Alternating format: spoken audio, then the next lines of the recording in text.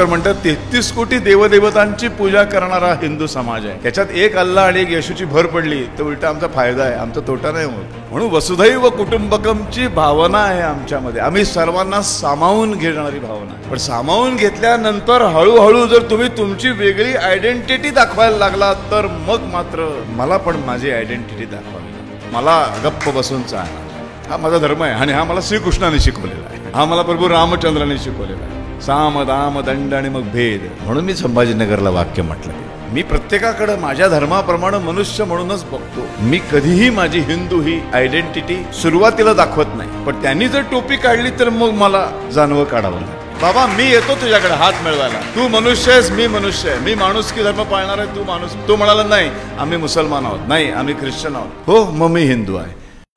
राष्ट्राय स्वाहा.